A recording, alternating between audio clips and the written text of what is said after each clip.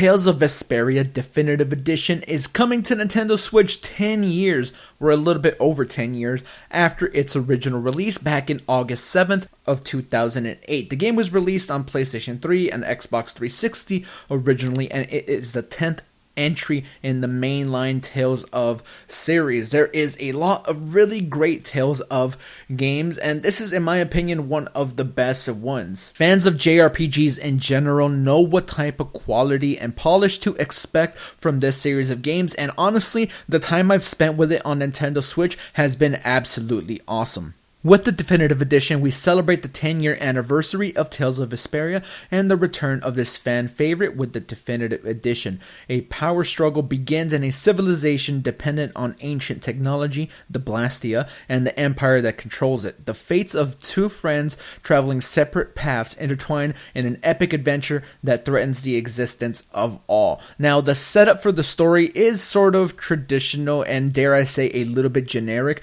for JRPGs, but once it does open up and you get to meet the cast of characters, everything is super cool. If you played some of this in the past and maybe didn't get to finish it, the Definitive Edition right now is the perfect way to get into it. It has two more additional players, Patty LaFleur and Flynn Scipio, Yuri's best friend, which we heard about a lot in the original but was never really playable. Now we get to play as Flynn, and we also have some unreleased custom DLC, so there is incentive to get the Definitive Edition even if you played it before. And let's be honest, this type of Definitive Edition or re-release isn't the same as others, because this one there has actually been substantial time that passed in between releases. It isn't like Doom where it was out for a few years and then a couple years later it's out on Nintendo Switch. This is more than a decade since we had the chance to play this, and being able to take it with you on the go has been super cool. I've actually been playing on the go quite a bit. You're seeing the footage right now. One thing I want to point out, and this is very important, the way the game runs, it does run in 1080p when in docked. It runs in 720p and in handheld. That is no real surprise, but the frames per second is what we need to talk about for a quick minute here. 60 FPS during battles. That is when the motion is required to be a little bit more precise. If anybody doesn't know, it isn't turn-based. It is more action-based. You do have independent movement of your characters, and depending on how much control you want over your party, you do get to control individual party members. You do get to move in a 3D environment here for that. But 30 FPS for everything else. And that to me is actually pretty good. I don't mind whatsoever. I found this to be pretty much on point. And if we're being honest, this is how the old baseline PS3 version was, where 60 frames per second during battles and everything else ran at 30. The cutscenes are very anime-esque and very beautiful to look at. The English dub isn't like the best, but I don't mind the voices necessarily if you prefer to go that route,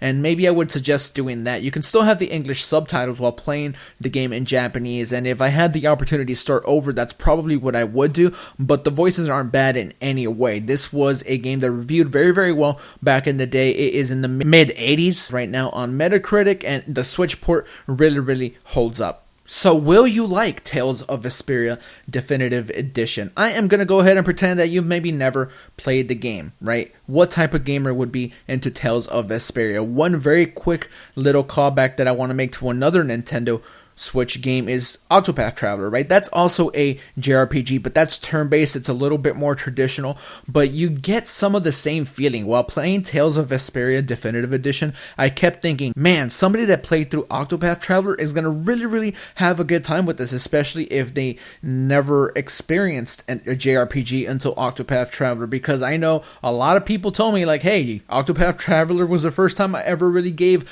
a JRPG a chance, and I was pleasantly surprised. This one is going to be more traditional in the storytelling sense, where it is one big overarching story instead of multiple stories for multiple characters, but there are a ton of characters in Tales of Vesperia Definitive Edition, and each one of them has their own cool personality, and they do have their own stories that coincide with who they are as characters, but it is one big overarching story instead of the 8 that Octopath has. Speaking of Octopath Traveler, one of the things that I know Zach maybe wasn't the biggest fan of was the turn-based battles, right? Those can be a little repetitive, they can be a little monotonous, they can be a little slow paced. I understand why turn-based battles aren't for everybody. I personally like them quite a bit, but Tales of Vesperia does the battle system in such a cool way. It is action-based, like I said earlier. You can map certain arts to the right thumbstick and use those on a whim, and it's just super, super fun. Now, of course, don't go thinking it's Bayonetta or anything like that. It's not an action game. It's still a JRPG battle system at the end of it all, but it is way more action-packed than anything you saw in Octopath Traveler, and if you are a fan of Tales games from the past, you'll know exactly what we mean by more action-based.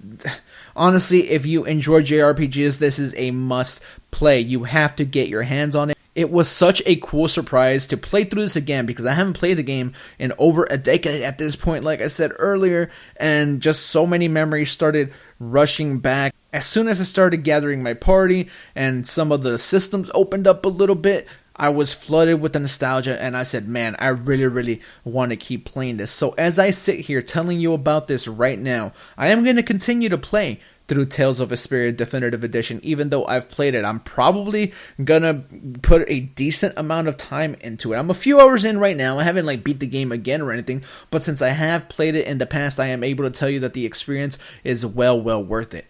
The visual upgrade from how it ran on 360 to how it runs now on Nintendo Switch is also pretty noticeable. It absolutely blew my mind to think wow, a decade ago, these graphics I could only play on a TV, and now I am playing them in handheld anywhere I go, and that is to be applauded. Nintendo continues to do a super awesome job of bringing some of these older games to Nintendo Switch, and don't get me wrong, we would have loved a new Tales game any day instead of a re-release of Vesperia, but that isn't in the cards right now, but I suspect that will be coming at some point, especially if Tales of Vesperia does as good as it deserves to. I've seen no issues with performance whatsoever. Everything's ran absolutely perfectly, and just chalk it up to another great port on Nintendo Switch. I had no real doubts because Dark Souls, another Namco game, was able to run well on Switch for the most part, so I never doubted that this was going to do well and run well on Nintendo Switch. It's just so awesome to see that come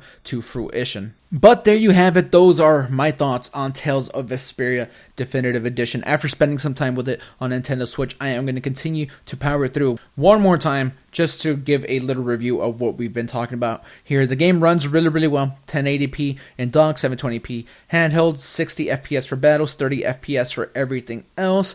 It's a really cool game. The story is not going to be groundbreaking or anything, but the combat is so fun that it's going to make up for it in a lot of ways. The cast of characters is really creative and inventive and unique, and the world that it takes place in is super cool. It isn't for everybody, but if you are a fan of JRPGs, I implore you to give this one a go, especially if you liked Octopath Traveler and that was one of your first RPGs. This one is a good step forward into what the Tales of series does, and it will be a good primer in the hopes of something better coming, or something newer at least, because better is going to be pretty difficult because this game is pretty awesome. Something new from the Tales of series coming to Nintendo Switch is something I'm really hoping for, and this is a perfect time to dive into the series if you've never done so before. But let me know what you guys think in the comments below. Are you picking up Tales of Vesperia Definitive Edition on Nintendo Switch?